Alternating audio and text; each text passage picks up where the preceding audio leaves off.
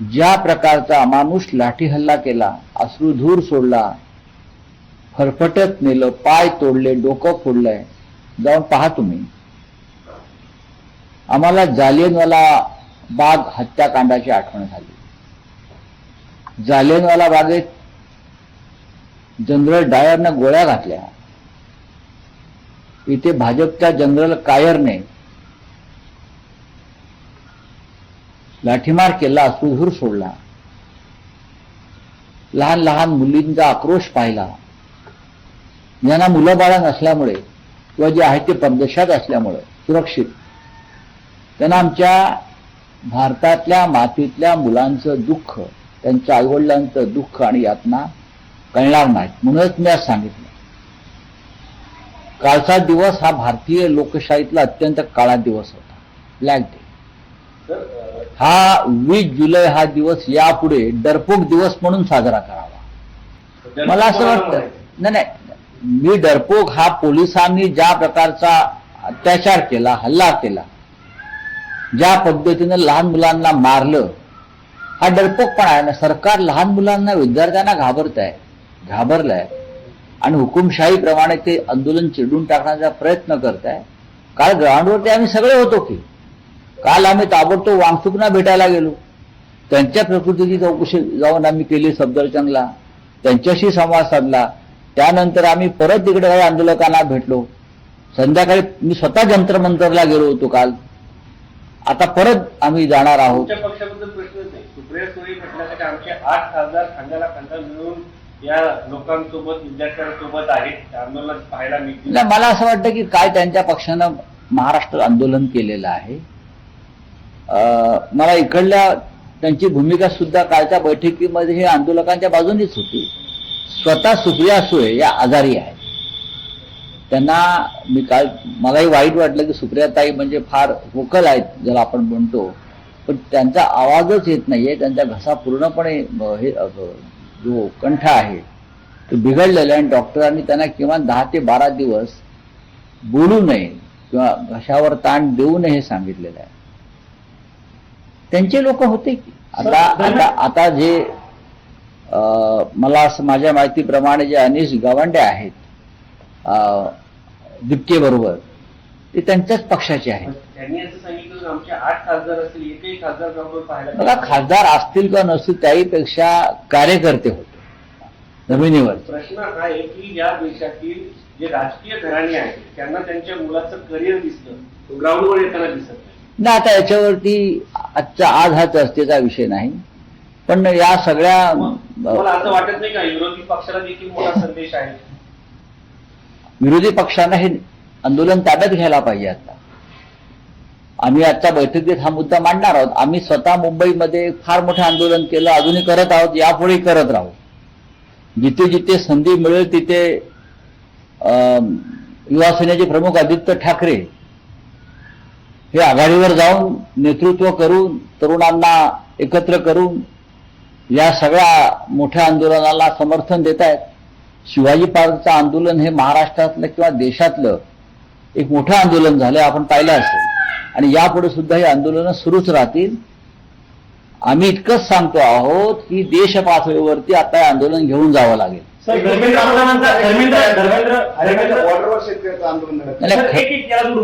प्रधानांचा एक काल व्हिडिओ समोर आलेला आहे. एकीकडे आंदोलन करत असताना हसत धर्मेंद्र प्रधान निर्लज्ज आहेत ना, हे आमच्या जखमेवर मीठ चोळतायत.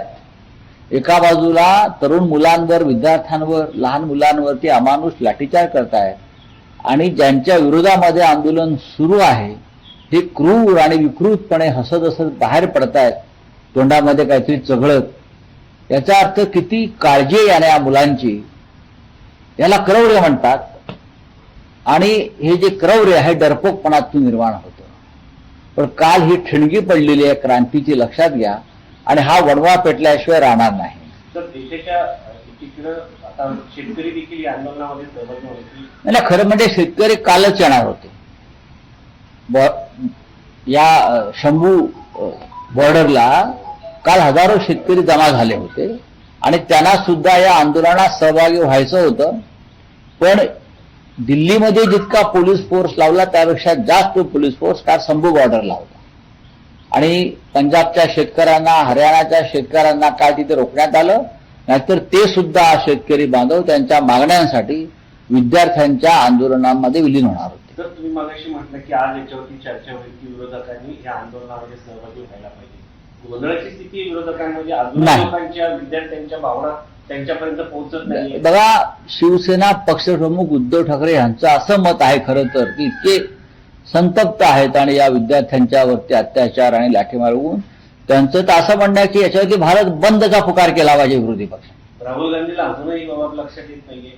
नाही, राहुल गांधींच्या लक्षात येते ना. राहुल गांधी स्वतः नीटच्या प्रकरणामध्ये सगळ्यात आधी आंदोलन त्यांनीच सुरू केलेलं आहे. राहुल गांधींनी या देशामध्ये नीटच्या विरोधामध्ये पहिला एल्गार जर कोणी पुकारला असेल, सभागृहामध्ये विद्यार्थ्यांना संबोधित करणं, अभिजित तितकेसारखा लाटा काट्या खाणं, याच्यात फरक वाटत नाही तुम्हाला? अजिबात फरक वाटत नाही. तुम्ही एक अजेंडा घेऊन जर माझ्याशी बोलता, तुमचं चॅनल मला माहिती आहे काय आहे ते, तुम्ही असं अजेंडा घेऊन जर बोलत असाल तर तुम्ही त्या आंदोलनाचा अपमान करता. हे मी ऑनलाईन सांगतोय. तुम्हाला असं वाटत नाही की राजकीय नेत्यांच्या मुलांच्या करिअरसाठी ते मुलं बाहेर येत नाही, 2-4 पक्षाचे नेते येतात, विरोधकांची असं अजिबात घेतलेली नाही. सारख्या माणसाच्या मागं एवढ्या मोठ्या प्रमाणात लोक हे येतात. तुमचा गैरसमज आहे. काय संबंध आला तर? तुमचा गैरसमज आहे. हे जे लोक आहेत हे एका व्यक्तीच्या मागे नाही आहेत. मग वांगचूक जे असतील किंवा अभिजित दिपके जे असतील, हा एक इश्यू आज हा राहुल गांधी किंवा आम्ही सगळ्यांनी उचलला. त्यातून ही लढाई सुरू झाली आणि त्या लढाईमध्ये तेल ओतण्याचं काम या देशाचे सरन्यायाधीश मायलॉर्ड सूर्यकांत यांनी केलं. हे समजून घ्या. त्याच्यामुळे भडका उडाला. प्रत्येक राजकीय नेता आणि राजकीय पक्ष नीट पेपर फुटीवर सगळ्यात जास्त रस्त्यावरती उतरला. खरं म्हणजे तुम्ही हे प्रश्न देवेंद्र फडणवीसना विचारला पाहिजे. पेपर फुटीचं सगळ्यात मोठं केंद्र हे महाराष्ट्र आहे, लातूर आहे, पुणे आहे आणि ते सगळे राष्ट्रीय स्वयंसेवक संघाचे लोक आहेत, पुढारीकार. कळलं? प्रश्न हा तुम्ही राज्याच्या, महाराष्ट्राच्या गृहमंत्री, मी ऐकतोय ना, मला तुम्ही प्रश्न विचारूच नका. हा जो विषय आहे हा महाराष्ट्राशी संबंधित आहे. देवेंद्र फडणवीस यांचं मुख्यमंत्री नाही, मी तर की तुमच्या पक्षाचे खासदार म्हणतात की आदित्य ठाकरे आम्हाला भेटत नाही, ग्राउंडवर येत नाही. याच्यामध्ये काय संबंध आहे? तुम्ही व्यक्त होतात. प्रश्न आहे की विरोधकांचे प्रश्न मांडायला अभिजित दिपकेला अमेरिकेतून इथे यावं लागलं सर. नाही नाही असं काय नाही. हा तुमचा प्रश्न, हळू बोला वगैरे, हा प्रश्न अत्यंत मूर्खपणाचा आहे. तुम्ही अभ्यास करून या. आदित्य ठाकरे ग्राउंडवर आहेत. आदित्य ठाकरे अत्यंत ग्राउंडवरती आहेत. अमेरिकेतून कोणी आलं, लंडनवरनं कोणी आलं किंवा न्यूयॉर्कमधून कोणी आलं म्हणून आंदोलन होत नाही. आम्ही सगळे त्या आंदोलनाच्या पाठीशी आहोत म्हणून ते आंदोलन यशस्वी होत आहे. काल केजरीवाल आंदोलनामध्ये होते, काल समाजवादी पार्टीचे लोक आंदोलनामध्ये होते, काल भीम आर्मीचे नेते आंदोलनामध्ये होते, काल आमचे लोक आंदोलनामध्ये होते. आम्ही सातत्याने त्या आंदोलनाच्या पाठीशी आहोत. काल उद्धव ठाकरे आणि किमान 25 वेळा याच्यावर त्यांच्याशी चर्चा केलेली आहे. आणि एक पत्रकारांना माझा सल्ला आहे, तुम्ही सरकारची गुलामगिरी करू नका. हे सरकार अत्यंत क्रूर आहे, हे सरकार अत्यंत निर्घृण आहे. आणि नरेंद्र मोदी आणि अमित शहा यांनी काल ज्या पद्धतीनं या देशातल्या युवकांवरती हल्ला केलेला आहे, लाठीमार केलेला आहे, असं क्रौर्य फक्त ब्रिटिश काळामध्ये जालियनवाला बाग हत्याकांडात दिसलं. निशस्त्र मुलांवर, मुलींवर, त्यांच्या पालकांवर जे हल्ले केले त्याच्यामुळे या देशामध्ये एक जो असंतोष आणि उद्रेक झालेला आहे त्याचा सुद्धा विचार स्वतःला पत्रकार संबंधाच्या तरुणांनी केला पाहिजे. रावसाहेब, तुम्ही आता बोलताना म्हटले की भारत बंदची एक प्रकारे भारत बंद झाला पाहिजे अशा पद्धतीने उद्धव ठाकरेंची भूमिका आहे असं तुम्ही बोलताना म्हणाले. त्या अनुषंगाने काय तुम्ही पुढे जाणार आहात का? त्या अनुषंगाने काय त्यांची भूमिका आम्ही काय चर्चा केली. त्यांचं असं म्हणणं की ज्या प्रकारचं आंदोलन काल झालं या देशामध्ये, देशाच्या राजधानीमध्ये, ते अत्यंत गंभीर आहे, चिंताजनक आहे. ज्या पद्धतीनं पोलिसांनी क्रौर्याची परिसीमा गाठली ती अत्यंत भयंकर आहे. खरं म्हणजे या प्रश्नावर फक्त दिल्लीत नाही तर देशभरामध्ये, भारतामध्ये सर्व राजकीय पक्षांनी एकत्र येऊन वणवा पेटवायला पाहिजे, ही त्यांची भूमिका आहे. आणि यावर जर भारत बंद करण्याची जरी वेळ आली तरी आम्ही त्यात सहभागी. पण त्या अनुषंगाने विरोधी पक्ष, कारण तुम्ही आता इंडिया आघाडीच्या बैठकीमध्ये कालच्या आंदोलनाच्या अनुषंगाने चर्चा करणार आहात, तर हा मुद्दा उद्धव ठाकरेंच्या वतीने तुम्ही मांडा. आम्ही नक्की मांडायला काय, महाराष्ट्रामध्ये काय 4 ठिकाणी मोठं आंदोलन झालं. आपण पुण्यातलं पाहिलं असेल, आपण नागपूरला पाहिलं असेल, शिवसेनेनेच केलेलं आंदोलन आणि त्याच्यामध्ये सर्व क्षेत्रातले तरुण वर्ग काल नागपूरला उतरला होता. आता त्याच्यानंतर जिल्ह्यातल्या प्रत्येक ठिकाणी हे जेन झीचं आंदोलन सुरू होईल. तर राज्यसभेमध्ये अमित शहा वंदे मातरम विधेयक आणणार आहे, 3 वर्षाची शिक्षा दिली जाणार आहे जर अडथळा आणला. स्वतःला येतं का वंदे मातरम? त्या त्यांचे जे नेते आहेत प्रधानमंत्री, ते टेलिप्रॉम्प्टर शिवाय वंदे मातरमची पूर्ण कडू म्हणू शकतात का? त्यांनी म्हणून दाखवावं. सेंट्रल हॉलमध्ये आम्ही येतो, टेलिप्रॉम्प्टर शिवाय वंदे मातरम देशामध्ये काय चाललंय आणि तुम्ही काय करता. वंदे मातरमसाठी सक्ती करण्याची गरज नाही गृहमंत्रीजी. वंदे मातरम हा देशाचा आत्मा आहे आणि भारतीय राष्ट्रीय काँग्रेसच्या पहिल्या अधिवेशनामध्ये वंदे मातरमचं गाण वाजवलेलं आहे, तुम्ही नाही. ज्यांनी देशाच्या स्वातंत्र्यात आणि स्वातंत्र्यानंतर आपल्या कार्यालयावर 52 वर्ष तिरंगा फडकवला नाही, त्यांना आता राजकीय कारणासाठी वंदे मातरमची आठवण यावी यासारखं दुर्दैव नाही. बोले हिंदी में क्या है भाई? सर, जो बीजेपी प्रोटेस्ट को लेकर आप लोगों का क्या स्टैंड है? कल जिस तरह से एक्शन लिया गया प्रशासन के द्वारा, जो खबर सर 118 ससेशनल पुलिस जो ऑफिसर्स और सिक्योरिटी ऑफिसर वो इंजर्ड हुए हैं, गाड़ियां भी तोड़ी गई, कुछ पुलिस वालों के बच्चे भी। आंदोलन में ये होता है, आंदोलन जब होता है लाखों की संख्या में लोग आंदोलन, लोकतंत्र में आंदोलन का बहुत महत्व होता है. आप इस आंदोलन को नजरअंदाज नहीं कर सकते. लाखों युवा कल आए थे, बॉर्डर पर किसान भी आए हैं. आपने देखा होगा आज किसान दिल्ली में आएंगे. किसान तो कल ही दिल्ली में आने वाले थे लेकिन उनको रोका गया. जिस तरह से पुलिस ने बहुत निर्भीकता से बच्चों को मारा है, पीटा है, आप उनसे बातचीत कर सकते थे. गृहमंत्री जी, प्रधानमंत्री जी या और कोई बड़ा नेता जाकर उनसे बात कर सकते थे. वो भी आपके बच्चे हैं ना. जैसा जय शाह आपका बच्चा है अमित शाह जी, वैसे ये भी आपके बच्चे हैं. ये देश आपके बेटे के लिए नहीं है जो आज क्रिकेट का बादशाह बना है. ये बच्चे पढ़ाई करते हैं, एग्जाम देते हैं, पेपर लीक होता है, फिर वो आत्महत्या करते हैं, उनके माँ बाप रोते हैं, हमने कल देखा है. तो उनको भी जय शाह जैसा प्यार दीजिए आप. ये मैं कहूंगा आपको आशीर्वाद मिलेगा भगवान श्री राम का. वहां भी लूट चल रही है. जिस बेरहमी से मारा है, क्या उनको दुख नहीं है? सरकार को थोड़ा भी अंदर अगर कोई अंतरात्मा उनकी जाग गई होगी तो जाकर बच्चों को मिलेंगे ये लोग. मोदी बड़ी बड़ी बातें करते हैं ना मानवता की, मैं फकीर हूं, मैं लकीर हूं, तो फकीर का आत्मा जिंदा होना चाहिए. सर, राहुल गांधी ने सर जो पीएम मोदी है उन्हें most anti youth prime minister label दिया है. सर, उनकी बात से आप कितना इत्तेफाक रखते हैं, कितना सहमत? मैं इत्तेफाक रहता हूं, हम सहमत हैं. सर, सीजेपी का जो प्रोटेस्ट है आज फिर है, उन्होंने कहा कि हम देखिए आंदोलन हुआ है, कल बड़ा आंदोलन हुआ, लेकिन जो मांग है पेपर लीक के जो असली गुनहगार है एजुकेशन मिनिस्टर, उनकी स्थिति की मांग के लिए वांगचूक जी ने फास्ट शुरू किया है ना. जंतर मंतर पर जो बच्चा आए हैं, बैठे हैं, कल उसकी लाठियां खाई है, हाँ, आंसू गैस भी सहन किया है. अगर गोलियां चलाते तो छाती पर गोली झेलने के लिए भी तैयार थे. किसके लिए? तो जो एक मांग है उसके लिए आपको धर्मेंद्र प्रधान को बचाना है और देश के युवाओं को एजुकेशन सिस्टम और देश को बचाना है. ये फर्क है.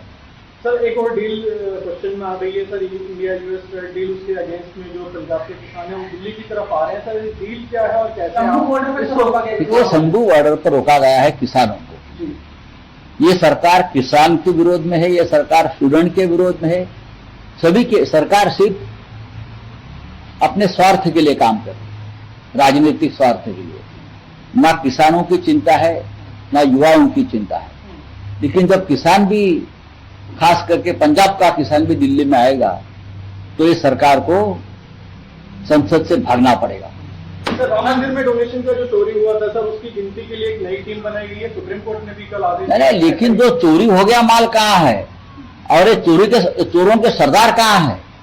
वो तो यहां बैठे हैं दिल्ली में, झंडे वाला स्टेट में बैठे हैं. उनके ऊपर क्या कार्रवाई होगी? सबको बचाने का काम चल रहा है। सर एक आपके पास तो प्रधानमंत्री एनडीए के सभी सांसदों के साथ बैठक ले रहे हैं, मंगल मिलन। इस तरह से हाँ? मंगल मिलन नाम का प्रोग्राम आज है। जो इंडिया में मीटिंग होती है उसको आप सिर्फ नाम दिया है मंगल। अरे नाम ही दे रहे हैं ना, मंगल मिलन, दंगल, कल दंगल मिलन हो गया ना। बाकी सांसद वो भी अटेंड रहेंगे 6 सांसद। देखो वो बागी नहीं है, वो गद्दार है। बागी किसको कहते हैं? बागी भगत सिंह को कहते हैं, सुखदेव को कहते हैं। कल जो बच्चे आए थे वो बागी है। कल जो लाखों बच्चे सड़क पर उतरे थे, आप उसको बागी बोल सकते हो। वो खरीदे हुए बच्चे नहीं है ना।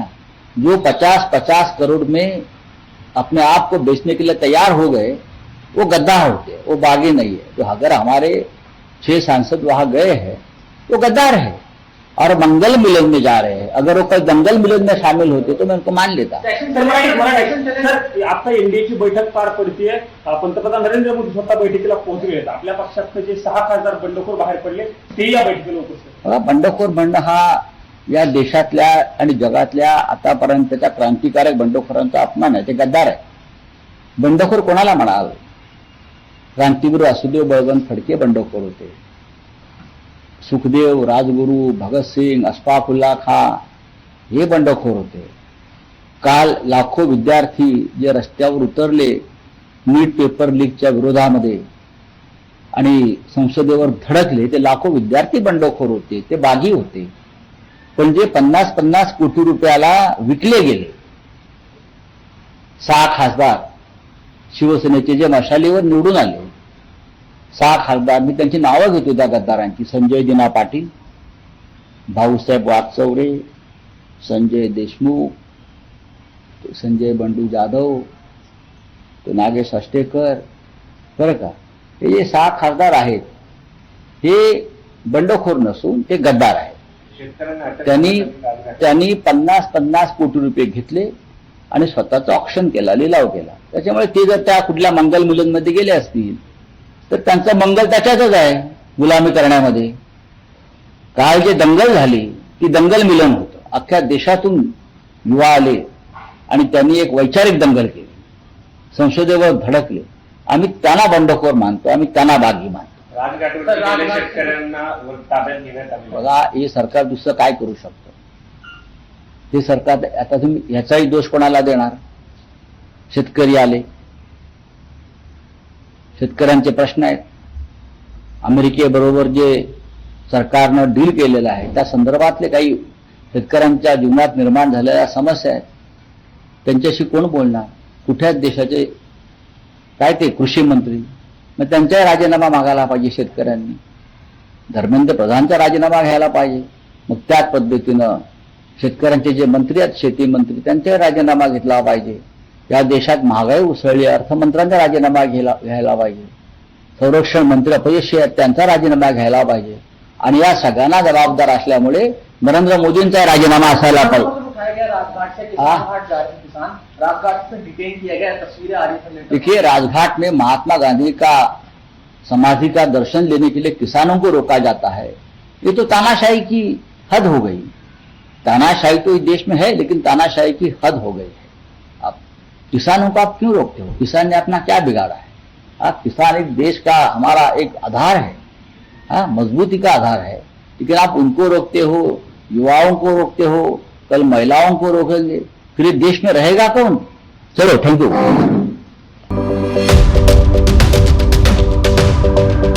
यूट्यूबवर सुद्धा रायगड टाइम्स सर्च करा आणि पहा रायगडच्या कानाकोपऱ्यातील प्रत्येक बित्तम बातमी. आणि हो, लगेच सबस्क्राईब बटनवर क्लिक करायला विसरू नका. रायगड टाइम्स, आपलं चॅनल, आपला आवाज.